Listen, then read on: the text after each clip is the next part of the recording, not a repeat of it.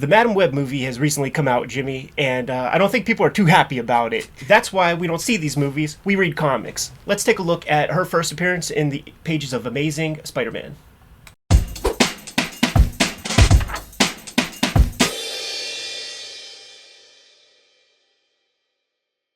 Welcome to your favorite YouTube channel, Cartoonist Kayfabe. My name is Ed Piscor. I'm Jim Rugg. First appearance of Madam Web under the microscope today.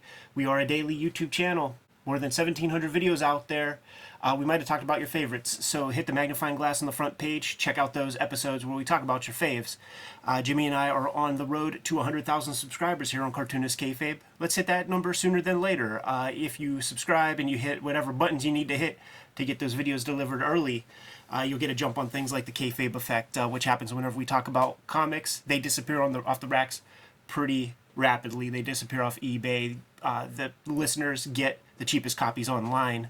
If you want to get in even earlier than that, you got to be a part of the Patreon and become a King Kayfaber on that Patreon. You'll get everything first.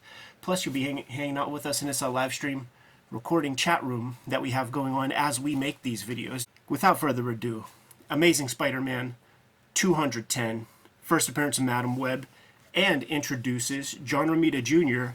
into the fold as the regular penciler on Amazing Spider-Man.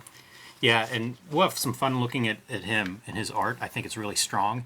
But this cover is wild to me. Like, what a strange looking character. It's that perfect 8-year-old is your target audience kind of character, where, like, hard to make that make sense, but also kind of makes perfect sense in a comic book, especially of this era where I feel like this is what stuff was. Logic be damned, and it is. This is a perfect kind of tongue-in-cheek superhero comic of this day and age. Man, it was fun to read. It was. Denny O'Neill's on the writing chops, and it's Joe Sinnott on the inks, which is really a sexy little bit of varnish on top of JR. Yeah, there are moments of polish that remind me of JR/SR. Absolutely. Like, that face looks like a John Romita Sr. face. It does. And it was thrilling to go through this. You know, we've talked to John Romita Jr. I'm a fan of his art. And this is kind of like, I hate to say raw, but it's an earlier, maybe before he really gets into his mature style, which I think of as blocky, very three-dimensional. Yeah. But it looks great. And when we talked to him, he talked about like doing breakdowns with some of the first work that he did in comics. Yeah, that's before this, of course. And I feel like that comes through here in that the reading is so smooth. The page layouts, the panel to panel, all of that stuff is great. And then you put Sinnott on top of it, and it's like, it's about as good as I think you make comic art of this era. Like a Marvel style fits perfectly within that house style. When I picture Marvel, this could be the comic. Agreed, man. Compelling splash page that kind of brings you into the game. Really thoughtful with stuff like the acoustic tile being popped out and the different ways that it could sort of come undone. Yeah, and our story here is there's I guess a fourth newspaper starting up and shenanigans behind the scenes of that. People trying to hijack control of that. I love this panel. Like, right off the bat, you start looking at this comic and it's like all these characters just walking down the street. It's amazing. I don't see panels that look like this. Petey's got a new squeeze, man, and she's one of those broads that's down with chicanery. Yes, psychics, fortune tellers, that types of shit. And she got some literature about a woman called Madam Web that's going to be able to tell her the future or give her some good fortune or something. And of course, Petey, he's a pragmatist. The guy who got bit by the spider that can climb up walls. Exactly. He just ain't buying that. No. Who fought a rogues gallery of the best villains in comics. That's a bridge too far. Buy our books. Keep the videos coming to you on a regular basis. Jimmy has Street Angel Deadliest Girl Alive, Street Angel Princess of Poverty, True Crime Funnies, 1986 zine, BW zine. Get those at his website. Hulk Grand Design Treasury is out there. Trade paperback coming soon. I have Hip Hop Family Tree Omnibus. X-Men Grand Design Trilogy. Red Room Crypto Killers comes out the end of February. Antisocial Network. Red Room Trigger Warnings. And the Switchblade Shorties comic strip coming to you online on a daily basis. Now that we're done showing off our books, get them. And back to the video. It's so funny. You would think he would see this and just recognize instantly, looks like this is someone I'll be fighting sooner or later. But nope, doesn't put two and two together that way. This is one of the only images in this entire piece that has the vaguest look of what I think of JR, and really it's just the shape of the hair. I love this era too because it reminds me of like Saturday Night Fever kind of age. You know, it's a little bit earlier than a lot of when I think of 80s. Like, this is really 70s. Right. Even though it's technically 1980 release date, but this is that 70s vestiges are still populating the characters, their outfits, their haircuts, and I'm there for it. Right. Man, it's almost like an Uncle Scrooge comic. I mean, it really is. It's a kid's comic, and we have our foil kind of setting up his little kayfabe robbery or whatever. Yeah, and Spider-Man coming in, like I was looking at this week and thinking, we do not see comics that look like this anymore. Spider-Man coming in, it's always like, that's a money shot. It's got to be a half splash. It's got to be some dynamic point of view. And I feel like this is a cartoon. Like it's almost the toy coming in. Total clarity in reading, and I think Spider-Man looks great throughout this issue, but it just feels different than the way comics are done now. That sharp scented ink in. I was thinking about, like, there might be like one inker to ring in every era, and it's like Sinnott on Kirby in like the 60s, and then it's like Tom Palmer might be the dude of like late 60s, early 70s, and then it becomes Terry Austin, who I think is the signature style because, you know, he puts the penmanship over top of Byrne, but that same style is kind of applied to the George Perez comics of the time. It is, and inspires quickly, like the following generation of the Art Adams and you know, even Mike Golden goes in that direction. Exactly. And then, like, who's the next round, you know, in the, like, the late 80s or something? I get, you know, Scott Williams will be the 90s guy, but so, like, between Austin and Scott Williams, there must be somebody. Man, that's a good question. I try to figure out, like, where does somebody like Williamson and also Jansen fit in? And Jansen, in some ways, is kind of like a Tom Palmer senior, you know, in some ways. Certainly has his own stuff, but I don't know who the stylistic guy would be that would be the bridge there. That's interesting, because Sienkiewicz comes to mind also. So there's, like, the hairy style, you know, like Palmer is the thick and thins and with a little wispy crosshatches. Terry Austin is the tech pen guy, and then Klaus and Sienkiewicz and Kyle Baker. Like, it's almost a school. It becomes a school of the hairy cartoonist. If you think of Jansen and Sienkiewicz together, it's almost like the Fine Artists. Sure. Where they're just pulling in every tool and really kind of doing a lot of stuff we hadn't seen before, almost painterly at times. This is beautiful. Marie Severin, quite sure. It's her signature, I think. Back to the action, James. Tell me Spider-Man doesn't look cool in, like, almost all of these kinds of poses. I love the way the webbing wraps around his head. There's just stuff, like, he's still a dude in a suit here. Right. You know, we're not going the McFarlane route of, like, let's really push this into almost abstract figure territory, which I also like, but this is kind of refreshing to go back in. I don't read a lot of Spider-Man comics, so this was kind of nice. And, you know, love it. Like, that feels like right off the model sheet that, who knows, Romita Jr. may have been drawing following his dad's lead as a little kid, you know, looking at the stuff his dad was doing. Yeah, because that's what this stuff looks like. Yes. You know, the spacing of the webs and stuff. Like, it's John Romita senior type stuff. Now, we talked with JR. We have a shoot interview, pretty modest one. Got to get another one on the hook, right? But you know, he had Jim Shooter breathing down his neck, and he had his father breathing down his neck. Plus, he had the whole Nepo baby thing that he was contending with. So this is a conservative JR, but he's taken no shorts. That's a great page. That whole page I celebrate. So rare to see such horizontals, especially at this era, because, like, you would think that Jim Shooter would be against that, but man, if you just isolated that, you would think that it is John Romita Sr. with, like, Jim Mooney on inks. Yeah, and I like looking at some of the background details in this issue and thinking, like, they don't look photo referenced. Right. You know, even though they look good. Comic book buildings, Right. and you know, I celebrate that.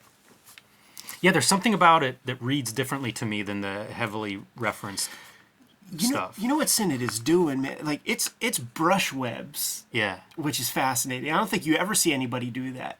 You know, I feel like it's always pen. Here we go. What a money shot. This is what we're here for. Yeah. So this lady, you know, this is, you know how they kept Stephen Hawking alive with all kinds of gimmicks? This is what we have here.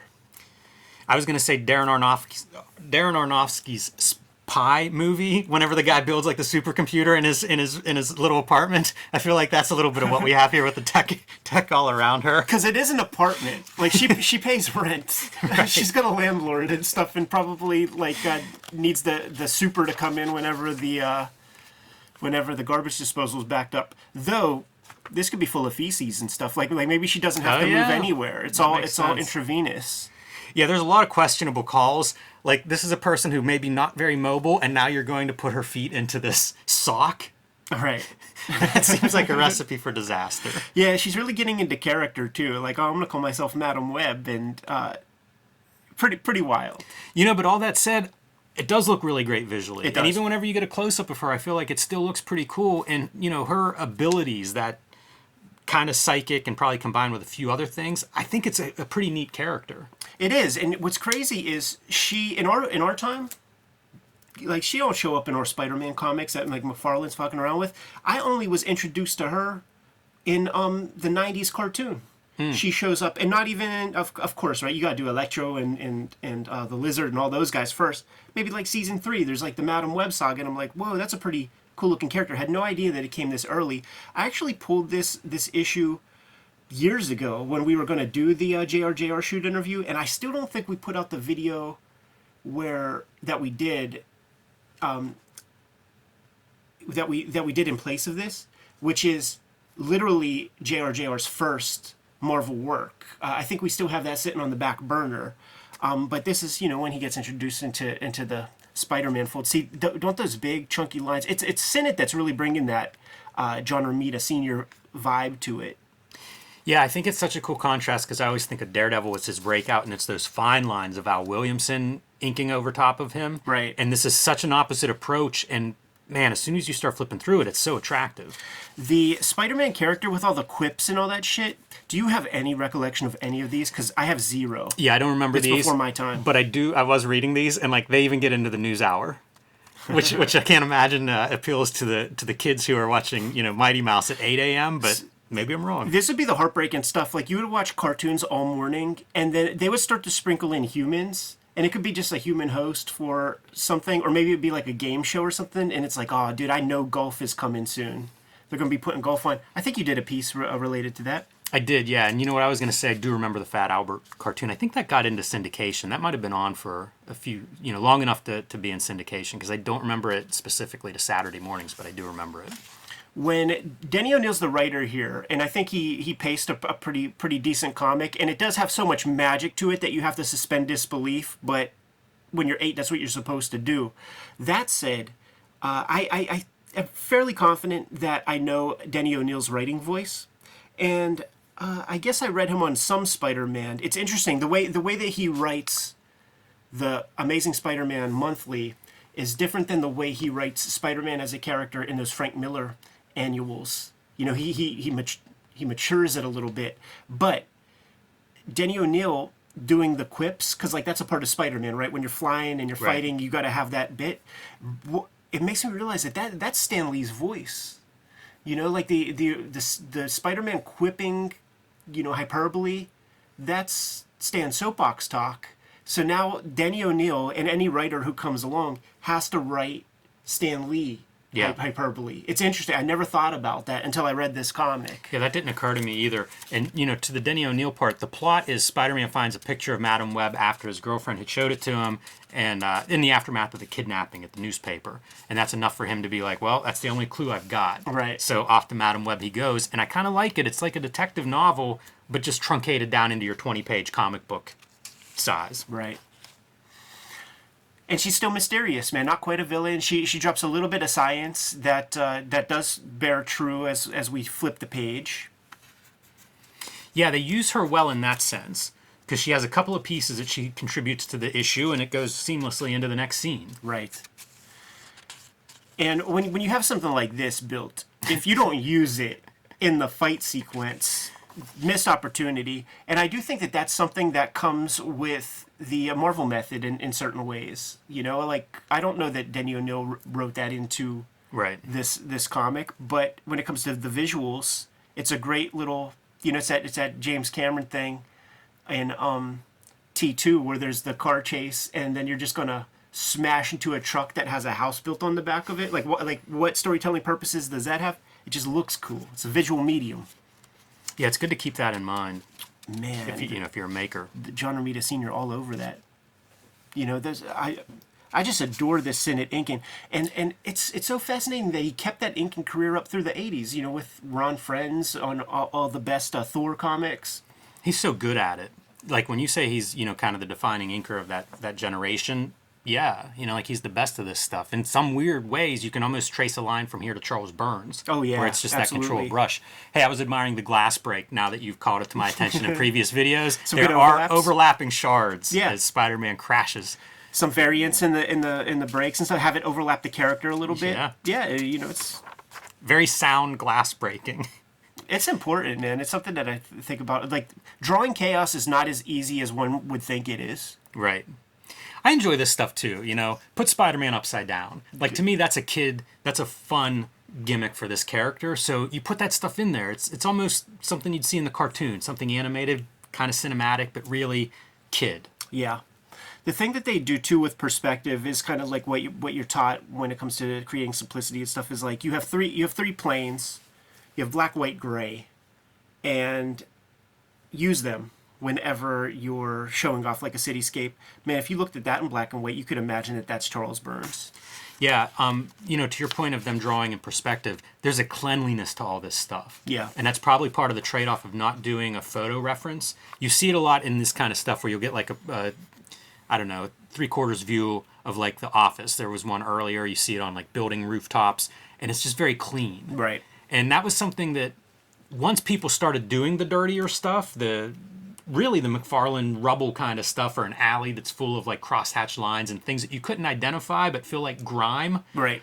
That stuff, I don't know, I guess it's my age that it was like, okay, you need to do that. That looks cool or whatever. But now I go back and see this stuff that's so clean and I love it.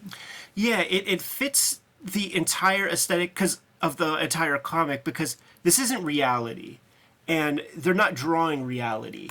So it's the difference of like the Denny O'Neil Green Lantern comics with Neil Adams, where he's writing basically at this level with injecting a little bit of modern day pathos to it, and then you put Neil Adams on top of it. Cognitive dissonance like a motherfucker, man. It's art and writing competing to the point of caricature, almost. There's synergy here. I love the flipping the car over. Very, very simple, easy to understand, but also looks really good. Looks like there's some impact there, like he's actually lifting something that has a mass. And look at that. It looks like a bitch to fucking draw. Yeah, it does. That looks like such a bitch with the little... Although I like to imagine that he has a reference, sure and he all does. it is the thing is rotated. You know what I mean? You're looking at like a car ad or something, and it's, oh yeah, the back 3/4 view. Right. Flip that on its side, and you'll be okay. The story here is the wealthy woman who owns this newspaper has like a young counterpart who turns out to be Parker's girlfriend, posing as her. That's who's kidnapped. So it is kind of this whole convoluted, like an old PI kind of story. All's well that ends well, though, Jimmy, because evil is vanquished. We saved the day. We have our little epilogue piece where it is still Peter Parker, so he can't get everything he wants, man. So when he grabs the guy out, he basically is like, "You better tell everybody that I didn't try to destroy people in New York. That I am just not a terrorist." It still doesn't end so well. Gets a phone call from Madam Web, who says, "Hey, Peter, how'd it go today? I'm glad you're well." So with all of her clairvoyance or whatever her powers are, she could tell that he's Spider-Man. And he goes with it. Thank you. And then it ends in perfect comic book fashion, specifically Spider-Man. You're being talked about right now. You're in for a raise, but it's not going to come the way that you want it to. She's on the phone with Peter Parker while Jay Jonah's trying to give him a blast, trying to give him a call, and he's pissed off that he can't get in touch with him. I'm thrilled with this page. The whole thing I think looks really good. Yeah. And it's one of those things I look at and I think, why am I not thrilled with whatever the new Spider-Man issue is? And I can't totally explain it, but I feel like this is comic booky. It's clear. It's attractive. Each panel looks good and is easy to follow. I don't know where this formula goes. Right. Why it's not there anymore. Right.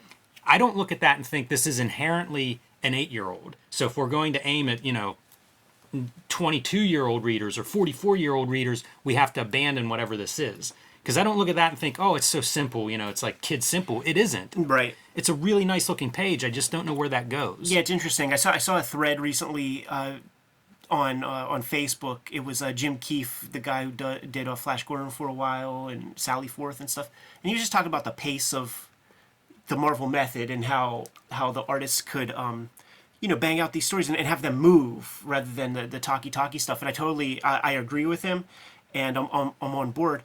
And I was shocked. I saw Matt Boris pop in and was like, it doesn't all have to, sorry to put it to you, but all comics don't have to work like they did, blah, blah, blah, like, the heaps of dialogue, all that stuff. And I'm like, yeah, you don't need the heaps of dialogue. Like, you could have this and not have the bullshit show and tell parts, the Stan Lee putting words in every square inch that there is in a figure moving.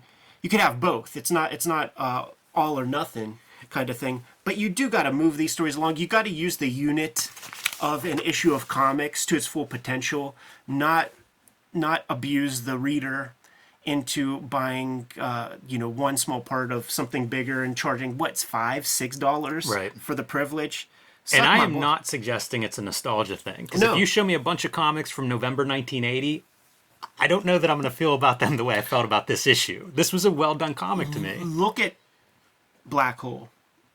Look at a Klaus comic. They are paced and composed very similarly. Look at any Blows Bros comic. They are paced the same way, using the same forms and stuff. Those are an exercise in marrying the dialogue and the art up and keeping things moving. Pretty good comic, great comic. You could do far worse than getting your hands on the first appearance of Madam Web in Amazing Spider-Man 210, and it tickles you enough that it does make you curious about the character a little bit. I have no idea where it goes, because clearly she wasn't part of the mixture at all when I was grabbing comics. There's a footnote in here that there are like 6 issues of Spider-Woman that she's hanging around in. So I think that maybe she got sidetracked quickly into, auxiliary Spider Universe books. Oh, so she already appeared before? I think so. I think so. Oh, you know what? That doesn't make sense. No, because you know what?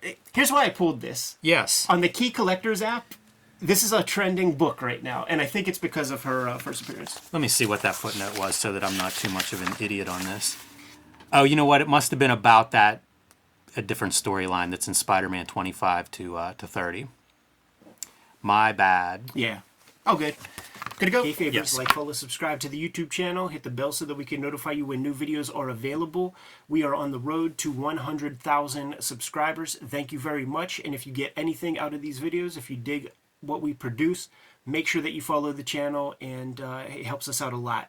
The videos are ultimately brought to you by the books that we make, but we have a Patreon, and the Patreon is there for you to mitigate the kayfabe effect. Become one of our biggest supporters, and you get all the videos before anybody else.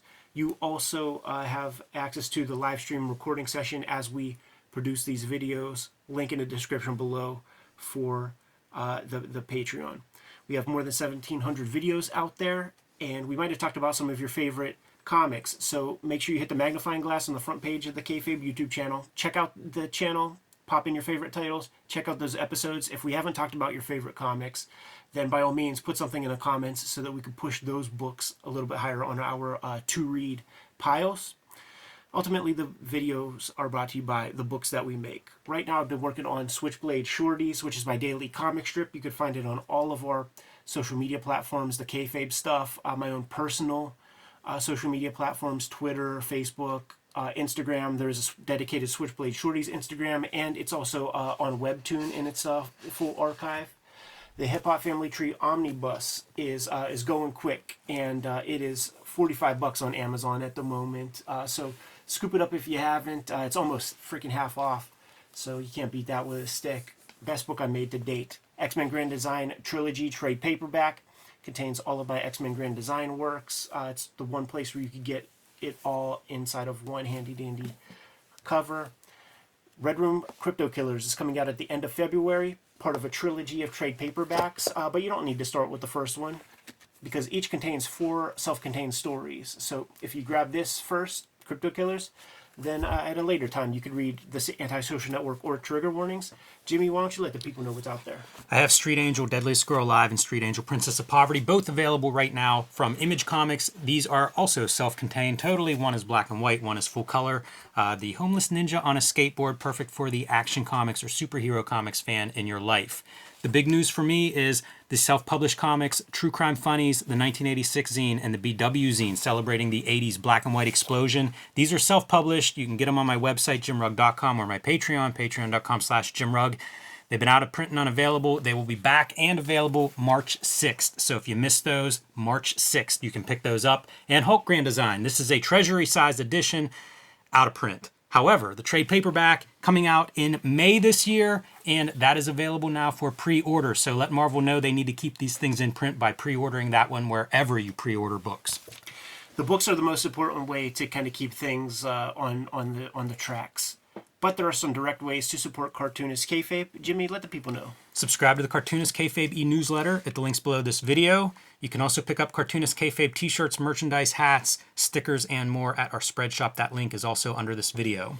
There you have it. Make sure you subscribe to the channel, support the channel, keep the vids rocking. Jimmy, give them the final marching orders, and we'll be on our way. Read more comics.